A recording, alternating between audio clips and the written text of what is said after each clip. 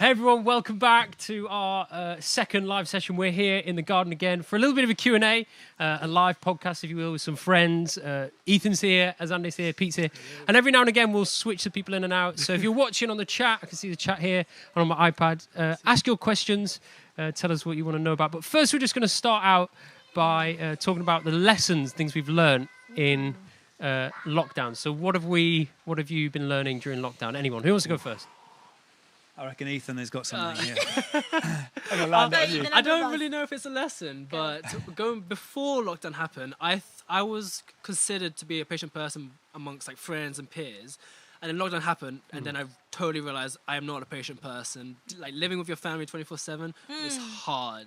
Yeah. Like, the patience you need to like get things done, to do youth work and do like theology work. It's hard. Like also spend time with other people. And you're like an action man, right? You're a busy guy. Look at his arms, mate. He's definitely an action man. Come on, let's see them. Come on, Ethan. Work out with Ethan. Come on. But you like movies. I do like movies. So it's not about being still. But still. Stillness. It's not about an opposite of stillness because you're good at watching movies. Yeah. It's more about the patience of what was it like, the long-term view or... Long-term view? Sorry. If you like watching movies. Yes, yeah. So it can't... So I don't really like sitting still for a long time. So I always think my lack of patience comes from my lack of ability to be able to just be still and present. Yeah. But you're okay at sitting still and watching movies for a long time. Yeah, no, exactly. So what kind of what things did you find hard to be patient about? I guess it comes with just your passions, isn't it? Things that you aren't passionate about, whether, like, I like being up and about, being active. That's why I like exercise, going for a run, hang out with friends and friends. Hang out with family is a different type of, like, it's completely different. Don't know why, but when you're spending time with friends, it's like there's almost no expectation. But when you have a family, it's a very different type of hanging out. Yes. It's like a different type of effort, I would say. When you're watching a movie that you like, very different compared to watching a preach. Yeah, kind of thing. And with and you're living with your family. You live with your sister. I live with my sister, yeah. How have you found lockdown? Listen, we've just made it out. Like, in terms of, like, there was a point, right, where I was like, I don't know if the love is still there. But honestly... if your sister watching this... She's not really watching. If Zande's sister watching this... I love you. She loves you. It was a It's close just a few call. moments. It was a close call, but it was really testing. You just start to realise, oh my gosh, you really annoy me. But... Also, at the same time, you're like, oh my gosh, you're actually really brilliant. Like, I love spending time with you. You're really funny. So, yeah, it's been really, really fun. What have you learned? What have I learned? I've loved lockdown, actually, because I think I'm very precious with things that I creatively do. I'm like, oh my gosh, like, is this good enough? So I always, like, judge things and, like, always, like, overthink things. But what I really loved about lockdown was that there was time to just literally be. So every day I was just, like, incorporating being creative. And the thing is with creativity, it's so vulnerable, and you think, oh my gosh, like, I don't want to show anyone this, or I don't want to tell anybody about this. But what I realized is that everyone that is like a massive creative or a pioneer in anything, they were an amateur at one point. Wow. And that's okay. Yep. You know, to be like, oh, I'm rusty, or like, oh, this is a skill that I'm developing. But I think it's really cool to be vulnerable with those things and be like, oh, what do you think about this? That's healthy. So that's been a really cool space for lockdown for me. Yeah. And Pete, you've like you've learnt to cut your hair because this is. I hope it's not exclusive. If it is, the whole world's today, about to Pete? find out. But Pete Winter is a barber, a self-portrait barber. He's done his. You've done your own fade. He went out and got a cut I had yesterday. to do it. I could be live on air to And the then at masses and not midnight have a fresh last night, I fade. looked and I thought, I've got to cut my hair. So I just did it at midnight. It took me 20 minutes. I got faster and faster. What else have you learned? Oh, Yeah, God. cut it myself, yeah. Himself? Yeah. I can do yours if you like, Zande. No, I'm good. I'm really good at that kind of hair. Like I this, can I do would it. take- I would take you up on it, to be honest. Yeah? Yeah, I would totally take you. Live stream tonight, 6 o'clock. I'll get the clippers. Come on. You doing it? Oh, he's gone in. I'm really good at skinhead. We're So, doing yeah. it. All off. Chat, give us a No, I little have comment learned. if you think Ethan should Yeah. shave Give off us a all his hair Guys, tonight. guys, Come on, let's go. if you support me in any way, if you love me in any way, you won't support this. You will not support this.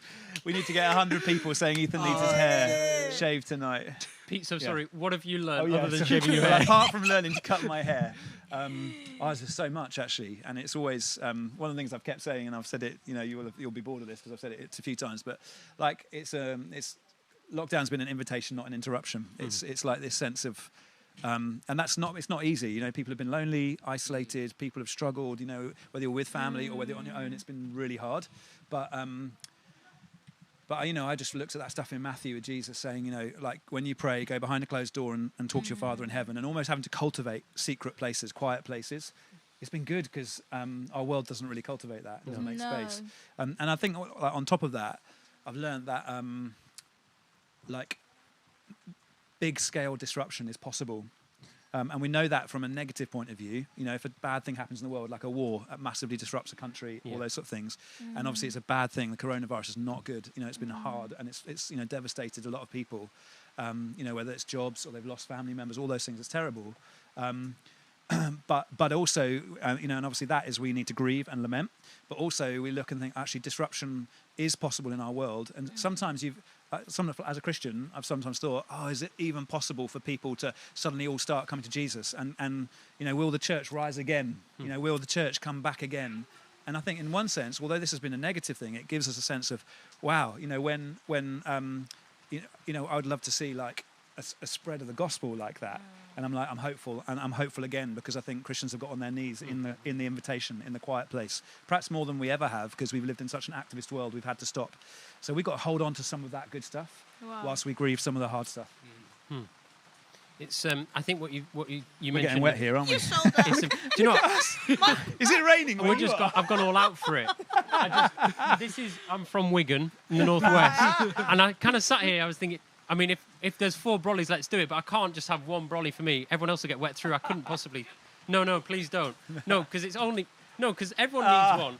No, you're getting the hit. No, Tom, you're getting the hit. If we on YouTube and it's only me with an umbrella, it's a right diva move. Just saying like that. Right diva move. You're presenter. Right diva. No one will even watch the coverage. They'll just click on a clip and it's me just here. I was just thinking, this just feels like being in the Lake District and at Focus when it's just raining and you're so committed to the cause. Right. You're just out. You're there. Out in it. But here we are. It's what a lovely, who'd have thought? What a remarkable time. Azande, Youth Alpha Yes. has been amazing during lockdown, right? If you've not tried Youth Alpha, give it a go.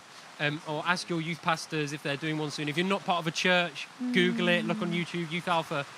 But tell us a little bit about Youth Alpha. Okay. And doing it online. Yes. And we've had an amazing response here at HTB. And across the network, loads of people have been joining. You know, we've had people from all over the world. I've seen George watching. He's from Hungary. He's been part of our Youth Alpha course. Amazing. Like, it's been amazing. Yeah. Tell us a little bit about how to do it online. Sorry, my bum's getting... We're all getting absolutely drenched here. This is our ice bucket challenge. Committed. This is our ice bucket challenge, right? So we're going to keep going. Let's keep going. Let's keep No, going. let's keep going. No, I'm fine. I'm no longer I'm sitting so sorry. on my chair. I'm squatting. The one thing that I've just absolutely loved about Youth Alpha in this season... Should we stand up here? Grab a mic.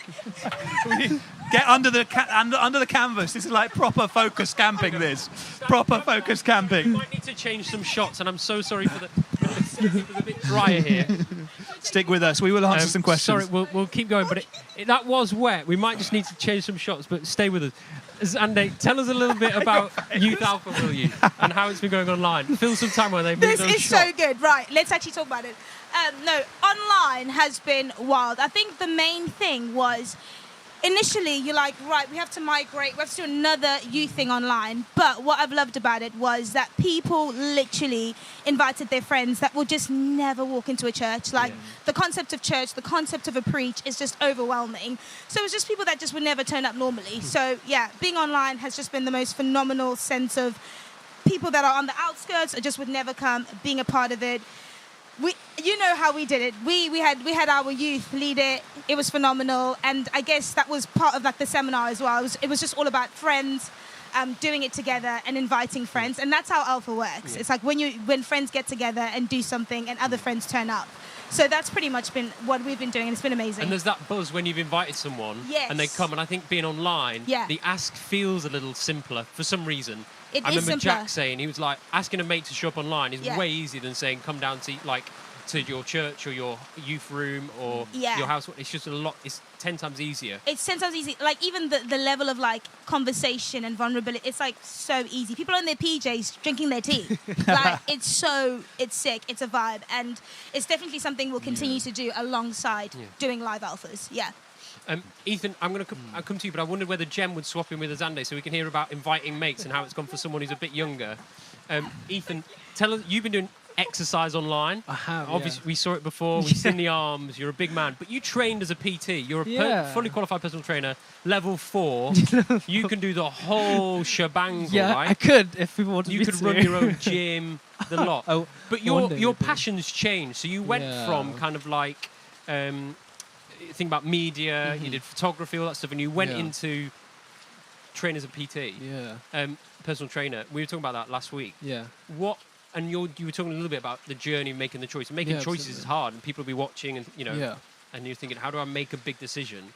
What happened? How did you go through that journey? And what happened as you went through? I think leading up, like beforehand, I really had the belief of just being obedient to what God wants to do. That was my first thing. That's what I was leading into. So when I first went to uni to do graphic and media design, I'm just like, yeah, sure. During that time, I was actually living in the Middle East. And so I actually had 3 options to do. Either stay in the Middle East and serve in the church there, or even go to the Philippines to play rugby, or go to uni. And I said, you know what, God? One of my biggest prayers is like, I don't care what I'm doing, where it is, as long as it's where you want me to be, where I can serve you the most. That's always been my prayer. It didn't really matter what it was. And so when he ended up closing the doors and opening up the door for university, I'm just like, okay, right, that's where you want me to be, let's do it. And then obviously during the time at university, then I felt called to actually do personal training. That came from just because my parents saw me not really touching any of my graphic design stuff for a while. And they're like, all you did was train people. Why don't you actually get a qualification? So I did that, worked for a year. And it was the same thing, just being obedient. Like, you know what? Okay, I thought I was meant to do graphic design. Maybe the purpose wasn't what I thought it would be. If ended up, I went to university and it was to meet people. Because actually, during that first year, I managed to, it was the first time I did Alpha. And I had no expectations. I didn't know what to do, but my church asked me to run it.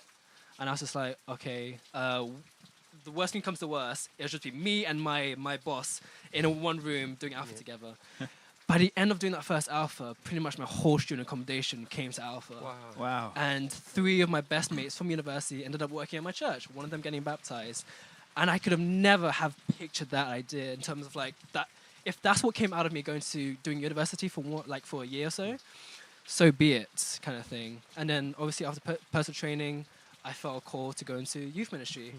And that's kind of like led me up to where I am now. Just like this step by step of actually God's taken to me. Past 4 years, passions. Like I love creativity, I love fitness, and I love church. Those are the 3 places where God's taken me. And now I'm doing a degree. And that's probably like my uncomfort zone, where God was actually saying, okay, I've taken you to places where you think you can do things. What if I asked you to do something you didn't think you could do? Would you still say yes? Obedience again. And I was just like, yes, obedience shouldn't be reliant on my abilities, but actually what God's purpose for me is. So that's Craig Russell, I remember Craig that. Russell speaking at the leadership conference, and he says, we need to just be obedient. God's to set the outcome. And I think if we're obedient to what God's leading, and you've been amazingly obedient in those times. And before we look at the questions from the chat, and if you're watching, give us a quick chat. There's some of you aware of the rain. Thank you. But I wanted to get in Jem to talk about inviting friends to church, and also Pete, I know, has run Alpha at home with some friends, and so inviting people and doing that in the digital space. And before doing it online, what is it like, Jem, to invite someone to church for the first time? And anyone that's watching thinking, how do I invite a friend to church? How do you go about it? And what do you do when it feels a little bit awkward? How do you invite people to church without losing all your mates? Well, that's a great question. Yeah, that's a very good question. But actually, you don't lose mates. I found anyway. It is terrifying thing to do. Actually, because it's like almost also a massive part of you, and it's a massive personal thing, and you're actually sharing that with other people. But it's so liberating for yourself, because almost the people that you hold dearest, if they don't know Jesus, get to see more of you and what you love, and also obviously you're showing them something that you believe will benefit them infinitely. and benefits you infinitely already. And I say, actually, I know it's kind of cliche and everyone says it when it's talking about inviting friends to church, but people are so much more receptive than you think. And people want to know it so much more than you realise. Like people from my school who I would have never thought would have touched church were like, oh yeah, I'd love to come along, and came along. And I was like, mind-boggling. Like when I think back now to them coming along, I was like, I would never ever have thought that could happen. And I mean, it's only because of Jesus and being willing. And actually I found really helpful, like if you have friends in school that you can touch base with that are Christians, even if you think that they're not as similar as you, and even if they're not your friendship circle necessarily, just having those people around to be able to touch base with them and be like, just say hi, or you know that there's that bond and there's something there that almost you don't have with other people. And that's also an amazing encouragement just in the school corridors, places like that. So I'd say, honestly, I just say main encouragement is it's really not as hard, but people won't be as cold as you might think, because I'm an overthinker, and I was like, people would think I'm so weird. I was literally like, you're going to think I'm so weird when I took people to church. I was like, you're going to think I'm weird. People do this. People raise their hands. People do this. And they come out and they're like, that's really actually not that weird. So yeah, honestly. And people want to know truth. Yeah, sure. Especially in today's world, young people too, want to know truth, and want to know something that is real. And where people want to be loved. So good. And if you're thinking of inviting someone, text them, send a direct message, give them a WhatsApp, whatever you cool kids do to hang out with each other now on the phone. Just get them to come along and invite them to something, or send them this link. Why don't you send them the link for tonight's live? It's already there on the Focus Alive YouTube page. Subscribe yourself so you get the notification, and then send it to them. And join them get them to join at 6 o'clock. Mike Pilavachi speaking, amazing communicator, great speaker. I remember my friend James going to Soul Survivor, would be 15 years ago now, and becoming a Christian at Soul Survivor probably this time 15 years ago. An amazing impact it's had on his life and my life, seeing him meet Jesus through that way. So I'd invite someone to that. Pete, tell a bit about you inviting your friends and family. Well, friends, I think even from the school. Yeah. What was that like? Because you must feel that pressure, I guess, of people. Like, what if they laugh at you or? Well, it's the same thing, really. I don't think it ever goes away. Like, as a young person, you feel like, oh, my mates at school, and will they reject me? But like, you get to my old age, I'm not that old. But it's the same. You still feel the same. Like, you feel like, oh man, and actually, like, your circles slightly diminish a bit. I mean, we've got kids at school, so there's a school gate, and we invited a few guys of those. Some of them came, and some of them didn't. But do you know what? The last Alpha course we did physically. I had a few friends. An old friend that I've known since I was like 7 or 8. He came on it. And never would have believed he would have ever come on it, and stuck the whole way through and really enjoyed it. Great feedback, and it's kind of built our relationship again, which has been amazing. And then a friend from school who, a father at the school who had never been to church, had never come to HTB, which is where I'm at church, and just never at all. In fact, I think his wife had invited him and tried to get him to come. She came occasionally, very occasionally, and he'd just say no, he didn't want to come. And then, it's just the circumstance of his life. Suddenly meant actually he was probably more open to an invite. And again, you never know what's going in someone's life. And actually, I love what you said, Jem, about like people want truth. And sometimes we're too nervous to share good news. And it is good news. And actually, for him, it was a moment where it's like, do you know what? I really need to work out what is this God thing is. Because he had a few challenges in his life, and he came and he absolutely loved it. And it's always a reminder when you get friends coming along who are not grown up in the church or whatever, and then they reflect back to you what it's like. It reminds you, wow, Jesus really is good. So he was like, it's incredible to be in a group of people where I'm just not judged at all, and so I can open my mouth. And I'm like, wow, that's the world you live in. But suddenly you've encountered something different, and he encountered encouragement and kindness. He came every week. And the amazing thing is that he moved right forwards, ended up praying, doing all sorts of stuff, and his relationship with God massively built. And then as soon as lockdown came, he was the first person who got in touch with me to say, what can I do to help? Wow. Isn't that amazing? Amazing. Out of everybody. There's thousands of people at HTB. Yeah. First person to get in touch to say, what can I do to help? There must be something. It's him who's just come off Alpha. And he's been helping out with Love Your Neighbour every week. He's volunteered every single week. And he's been delivering food packages all around the place, helping families that are in need. And that's a life changed. It's amazing. And if you give that gift to somebody, isn't that, like, that's the most amazing thing. Yeah. I know that for me, when my friends have come to Jesus, my faith grows. It's like, Yeah. wow, because you see it come alive in them. It's awesome. Yeah. Yeah. But I'm going to do an all change. So you guys are going to leave. Evicted. And then You're I- evicting me. Lewis, I When think they're clearly Lewis, not Jess, good and enough. Jack are in.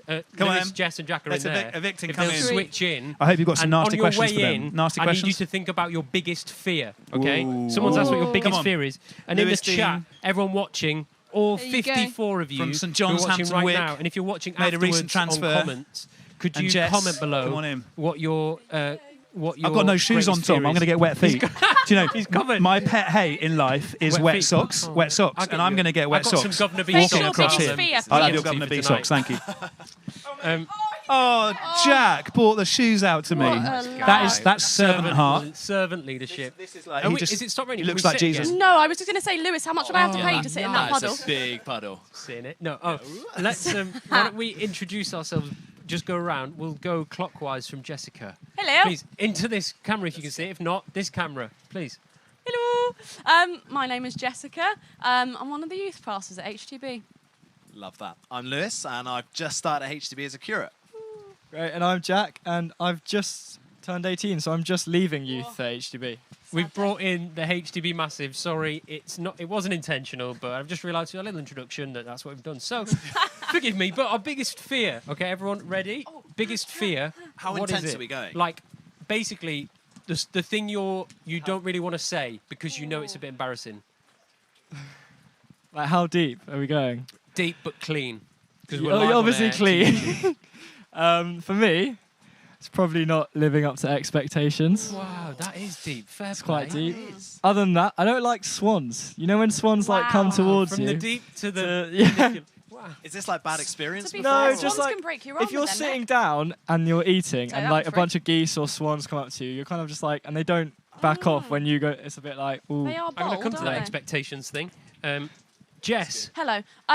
My not so deep one is. I really thought you were going to sit down then. Yeah, no, it's just dripping on my legs. When you turn all the lights off, like downstairs, ready to go to bed, and then you like run to your bedroom and you can just see, or you just like tell yourself that something's coming for you.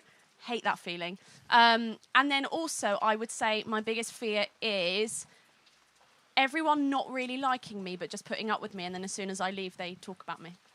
I've always thought that These are happens. really deep. This is really intense. Lewis, indeed. please. I mean, I Follow was that. thinking, the first thing, that's why I asked how intense, was like like, heights. Yeah. I was like, rejection Oh, or whoa. spiders. But that's similar. Oh, I think probably my biggest Rejection's fear quite is deep. like, and it's happened a couple of times, getting to Nando's and the chicken is run out. It's actually happened to you. Twice. I've never been Like to Stop KFC. it. Twice. Like KFC Like when when they you ran go out to of chicken. Nando's, you expect chicken. And it's horrendous. So I actually am quite fearful from those Stop. two experiences. I'm sorry. Yeah, thanks. Please tell us. Let's talk a little bit about the rejection, fear, not living it up to people's expectations. What do you do with that, Jack? I mean, that's quite particularly. Sorry, but the age difference. I mean, that at school in and of itself, it's quite a big deal. How have you found that? I don't know. I think it's just something you learn to live with, which is quite an unhelpful comment to make. But I reckon, I think you just over time you build coping mechanisms. And my family are really supportive with it. My friends are really supportive, which is really helpful. And people around me at church, having someone who's close to you that you can speak to about that sort of thing. If you have a mentor or your youth leader, you feel like you're comfortable getting to know them. And that this is all built up over time, long periods of time. It didn't just happen in a couple of days or a couple of weeks, but just building up sort of that trust and that relationship with people that you can feel like you can talk to about different things that you're struggling with or issues with expectation. And I guess just like being obedient to God. When we were doing a different we were doing Alpha at school, and one of my mates was like really nervous because we were dropping numbers at one point. And we were just saying, like, all we have to do is pray and be obedient to God, and that's literally it. Like, you don't have to do anything else. It's that simple. If God doesn't demand anything of us other than that. And so I think so that's what how I've tried to live in those expectations. And if I am obedient to God, and if I pray to Him and I worship Him, then the rest will fall into place. And I think that's how I deal with Lewis, it. before I come to you for a scriptural verse or Bible story that you can think of to help us through this topic, Can try. I wanted to ask Jess a little bit, Hello. Jess, and I hope you don't mind, but talk a little bit about labels. And I'm dyslexic, and I know you've got Tourette's, and we talk about that quite openly at youth, so hopefully it's okay live to the nation. No. It's out there. Too late. But I know that we both, my hair is so wet. I know that we've both tried to work through that and process that, and I've certainly, I basically out it straight away because I'm aware of it, and I can't always get my words out, or I'm reading, and I often now I find myself, and I wish I'd have done it earlier actually, when I thought, I said like 200 and I said like Shri, I said just a word that wasn't a word. Christina. And then I introduced Christian and Sadie. It's like I made up some names. I Sadie said and 3 her different names husband, before I got the name. Chrissy. And so I wish I'd have said it. I don't know, but it feels like saying it. You allow people. I don't know, but it's not deeply spiritual thought in some ways. But I don't know how you dealt with those kind of labels. And I think for me, I've known I've had Tourette's. I too am slightly dyslexic. Hey. Tourette's since I was about 5, and so I think for me, I've kind of hung on to those labels because they were kind of like a safety blanket of like, oh, I've made a fool of myself. Well, you can't be annoyed at me because it's my Tourette's, and it's like a safety thing. And I once was speaking to this woman. She was like, let's just strip back all the labels and what's underneath. And I was like, don't take my labels away from me. But I think as you were talking then, it's completely unrelated, but it reminds me of like honesty and transparency. And so when I was younger, I was always like, oh, I just want to be like a really honest person. But then someone like challenged me once and was like, actually, honesty is giving the truthful answer when you're asked, but transparency is offering it. Wow. And I think like, actually, I want to be someone that offers all of the information without having to actually be asked. And that was just a random thought that was in my mind. So thank you. Lewis, I hope that didn't put you on the spot too much as the new curate of HTB. Pressure's But I thought, as you are newly ordained, it was right to only ask about something that it's always right to look back at Scripture and the Bible and think, how does God guide us through His time? What do you think we could think about? I think rejection and particularly the way that we're like labelled and our identity is such like a key thing for every single one of us. And what I love about the Bible is that there's not just one story, like the whole of Scripture, the whole of the Bible speaks about rejection. And I love, like, you just look through the Gospels, you look through like Jesus's life, and what you see is how he interacts with those that have been rejected. So if anyone's listening to this and they're like, that's something I'm really wrestling with right now, that I feel rejected, I've lost friends, particularly in this season of lockdown where we're trying to connect and it's really hard. Actually, Jesus has so much to say. There's so many different stories in Scripture where Jesus comes close to those that feel they're on their own and they're isolated and they've been rejected. And what he does is he restores them. So if you feel rejected, Jesus is offering you to be restored today. Come on. Yes and amen. Now, you started something here, Lewis. When you said you've been to Nando's and there was no chicken. It's worth saying, by the way, that David Attenborough's watching. So, David Attenborough, if you are really there, I'd appreciate a follow. Can we find out if he likes Nando's? If you've been to No, Nando's before, David Attenborough just said global warming in it real. It isn't Definitely real. Attenborough. So it's probably sorry. not. Said in it. it's a troll. I don't think it is actual David Attenborough. Okay. I was so excited then. Well, moving on swiftly, things that people have been, they've been to Starbucks and there's been no coffee. That's bad. No. Darren, I'm not sure if he's telling a porky here. That's a little phrase for a lie. Porcupine. He said that he went to Iceland and there was no ice. That was a lie. But I thought it was quite good. It was just a bit of land. And someone else said they went to McDonald's and there was no McFlurry, which I feel is like... That's common. That's very right. common. That's life, right? Apparently, though, it's because they don't want to... I was on TikTok. Guys, I'm on TikTok. I'm relatable. I was watching a TikTok, and someone that works at McDonald's said that they always say they don't have McFlurries because it's such an effort to refill it because they have to clean it every time. So they just say, it's broken. That's bad. It's just a get out. It's a get out of jail free card. Monopoly. If anyone plays Monopoly. If you're watching and you are watching live, please comment. If you're not watching this live and you're watching back on demand, comment below, say where you're watching from, and subscribe. But if you're watching right now live on chat, give us some more questions. There's some deep ones here. I'm just going to find this one. This isn't deep. Said, in a what's your moment, favourite there's song a in the question shower? about advice for Christians, but this isn't particularly deep. Malachi, man, wants to know, what is the longest you have ever gone without a shower? So while you discuss that, I'm just going to find some. I other actually questions. know my longest time. Go on. What is it? 3.5 weeks in Nepal. Wow. I had Wow. There is stuns. instant Sorry, regret. I wasn't meant to be listening. I was meant to be doing this, and I heard 3.5 weeks. Basically, I thought you got 3.5 days. Surely. Listen, Okay, Yeah. please. listen. I went to Nepal when I was I was 16. Went to Nepal, 3.5 weeks. I'm going to say I went 3 weeks without a shower. I had like one very cold bucket shower, but apart from that, it just wasn't on the front of Is my this where mind. the, you know, 3 the spirit weeks. of rejection My came mu- from? Like, My mum said I stepped off the plane and she could like actually physically smell me. Isn't there a Imagine being point where again. your body thought you cleans meant from itself? Nepal, sorry. You've like reached that point. I think mine is probably. I don't like waking up and not having had a shower because I feel like and I used to have long hair, so it was used to always like really grim and grimy. So Dry shampoo. I never used dry lifesaver. shampoo. Couple of I've days. never used I've it. got- Yeah, probably a got my couple dad days. into dry DV shampoo. was probably the longest. That's probably DV. where hit about 5 days potentially. Let us Yeah, know in the I chat reckon. how long the longest day you've Also, not had a please shower don't hate for. me more than Lewis? 3.5 weeks. Focus. I've done a focus without showering. Wow, and, the whole week. Yeah. Disgusting. Yeah, you can't talk. You got the job. What's yours? Tom, It's worth saying. Tom has about 3 showers a day. Well, because I'm pleased you've said it. At Focus, I at least have 2. Yeah, Every I day. have a lot of showers at Focus. Love those Great. showers. Every day. It's the afternoon shower. And there's no queue. the queue. Wet shave in the shower with all that steam. Oh, it's fantastic. Your face feels so Love smooth. a wet shave Anyway, in the shower. I mean, that just says enough about Focus compared to other festivals. Yeah, just like back for a shower. it's pretty glam. No, Molten it's brown. not. Molten brown soap. He knows. Yeah. Although I always wonder whether they filled it with like Stop it. Fulton frown. That's very cynical thought. and it but was like it's an out, probably true. the label Fulton was frown. true, but a Fulton frown was inside. That's Here we go. The interesting. question, the serious question. Wow, look, here we go. 1 week, Yumin, 2 days, not 3 weeks, Jess. 3 We are weeks. judging you. Savannah Gemmell. Ha ha ha. I definitely took like one step to the side then as well. just Okay. like- In a moment, I'm going to ask you all for your favourite worship song from Hillsong, Kara Poppy. But first, a question from Izzy. What Hillsong. one piece of advice would you give to Christians when they are sharing faith during and after COVID life? I would say not feeling like you have to answer all of the questions that your friends will have.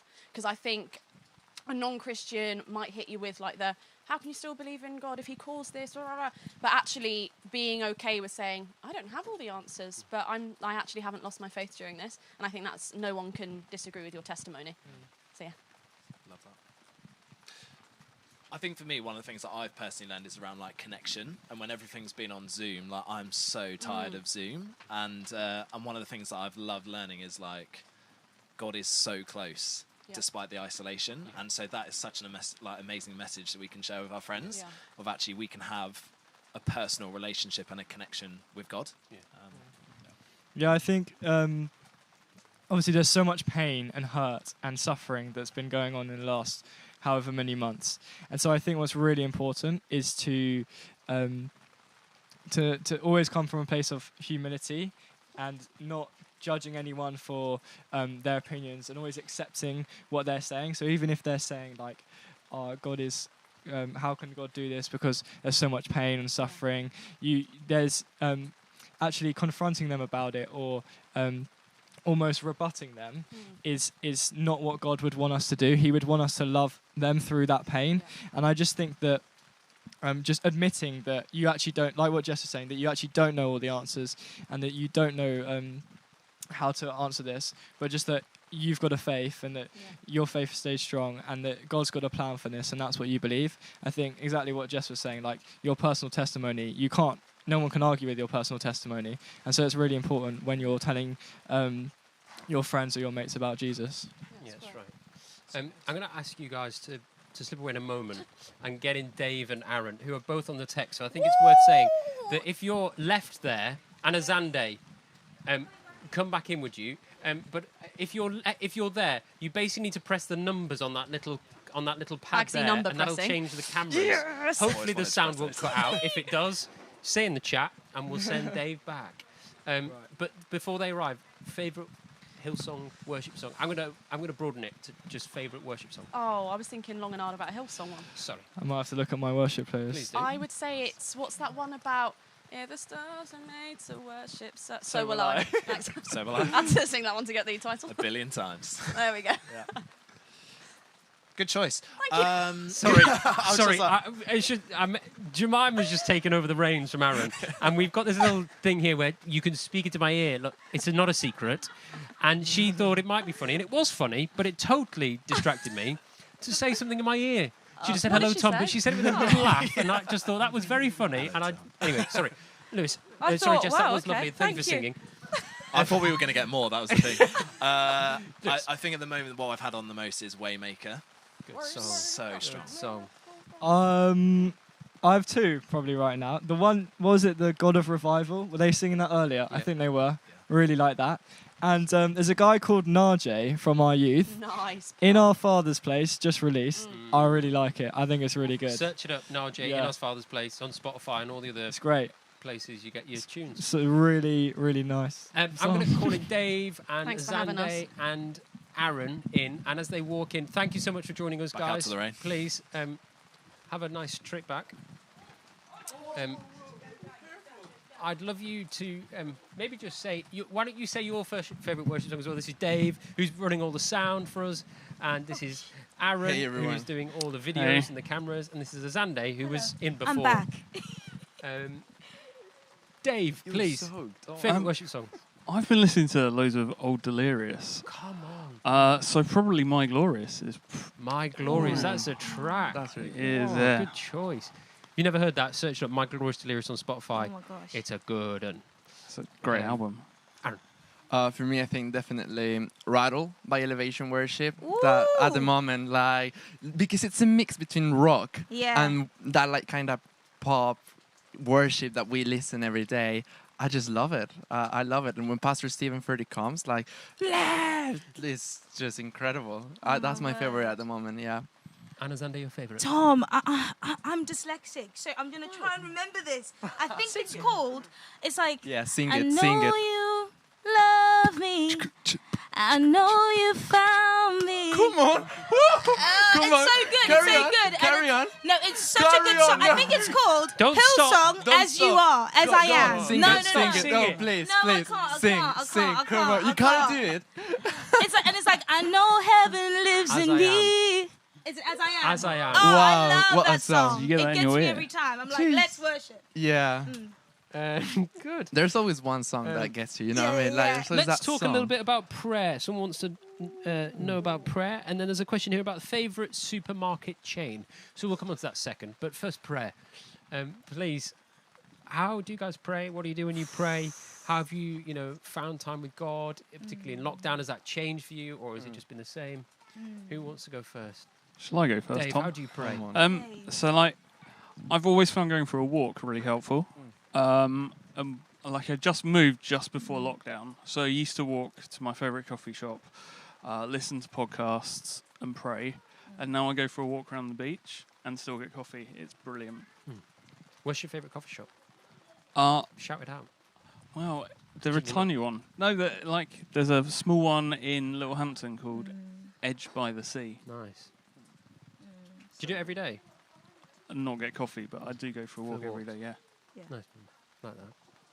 So good. I try to keep it honest every time. So sometimes when you're praying, either you go like too serious or you're just yourself. So many times I just try to be myself. When I'm struggling with some things, I'm just like, oh, hey God, here I am again. And I just keep it like that. I keep it honest. I try to keep it simple as well. I know he knows what I'm gonna say, but I just try to say it like in the most simple way and being honest. That's so good. I think it's very similar to Aaron actually. When we used to commute, I still walk now, but like when we used to commute, I used to do this thing where I would just literally have a conversation with God, like I would be having it with you. And I just thought I found that really, really helpful because sometimes when we say we're about to pray, we then start to get like our impressing God, like posture instead of just God knows who we are. Like the song, the worship song that I just said, it's like as I am. Like God knows exactly who you are. He knows exactly your need. So I've just found this real peace, even like in lockdown, when I've just gone for walks or gone for runs, where I literally just speak and I'm like, Lord, like, can you hear me?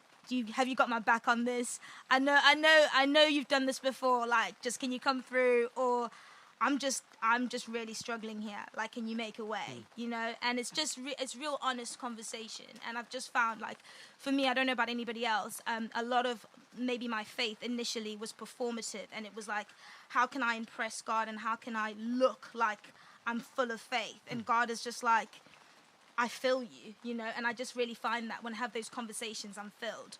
So, yeah, it's just completely transformed the way I see God. And everyone's been, it's quite a conversational prayer journey. Everyone's talking about different ways, but it's conversational, and it's not been kind of all one way or like a shopping list. It's been like, you know, I imagine you praying, Dave, as you're walking down the beach, and it's a conversation with God. It's a back and forth. Yeah. And I think, sorry, I was going to say, like, I did that more like, I used to work in a supermarket, like when I was much younger, and like I used to work for their online shopping. So as I was picking other people's shopping, like as I walked around there, I would just pray. Like sometimes for even the person I was doing the shopping for, like, and it was far more a conversation than it was like anything direct. And I've always found that far better as a way to pray than. And there's a sense there in the conversation that you're listening. So you've got to listen as well. Yeah. So when we're talking to God, you can listen to him, and he can speak to you, and he can talk to you. And God wants you to be real as well. Like, sometimes we can pretend, like at church, for example, when someone comes to pray, they're like, "Dear God," and they change the tone of their voices. It goes to, can you do it again? Yeah. Dear God, Lord. Wow. And they go like that, you know what I mean? Sometimes. But I think God just wants us to be real. Yeah. And if we just have conversations with him that are real, he knows our heart. And he wants us to say what, like, our struggles or our highs, and just be real. Tom, how do you pray? Good question. I'm a bit, I think Ethan mentioned before about an action man. I'm not, I'm a bit more slender now, but I was bigger, and I'm not particularly I didn't like exercising much, and I always find being still quite tricky. And actually, Charlotte was ill about 2 years ago, and she had chronic abdominal pain for about 2 years. And I found in that time, prayer and fasting became super important. I fasted during Lent, and so would eat when the sun went down every day. And I found like a real discipline of prayer and fasting, and it was that space of stillness. So for me, it was being quiet for a little bit, actually. And that sounds odd, because for me, I'd never thought that was the kind of guy to go quiet for a bit. But now we've had Lily, she's 3 years old, so quiet space isn't as easy. But I find in the shower, I'm really quiet. I don't sing, so it's quiet in there.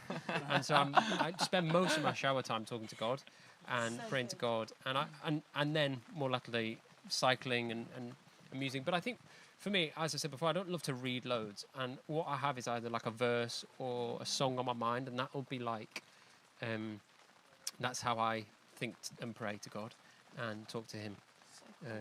We're nearly out of time. We're 3 minutes left. So let's throw in some of these quick fast-paced questions. Tom, I love that you dropped in that you've dropped some weight, you know, since lockdown. You're like, I've been cycling, I'm looking good. I realise I always used to say, like, I'm not really built, like, but actually, like... You're looking great. You look really good. Come on. You look really good. You get it. Shout out in the chat for my... No. Okay, here we go. I get a winged roulette or sunset burger. I presume you lot are talking about your Nando's orders. Okay, Nando's orders. Quickly go. We'll just do Nando's orders. Aaron, Nando order. You're gonna hate me. I don't like Nando's. Oh, it's not like it's not that I don't like it. It's just like moving on. We've only got 2 minutes. Dave, yours. It's like the really plain burger, but it has to have halloumi fries with it. Nice choice. Ooh, okay, butterfly chicken, barbecue. I don't like heat. The peas, chips. Yeah. Nice. Favorite image of God? Just the first one that comes to your head. Someone asked that. Ooh. This is excellent. Yeah, favorite image you got? I think I've got one. I genuinely the washing of feet, because I think that is literally the nature of Jesus. He is a servant, and we should do more of that. We should wash each other's feet tonight. Should we do it? Let's do it. Yeah. I can't mean that answer. I'm gonna be honest. Aaron? I think the creation. No. Yeah, that bit.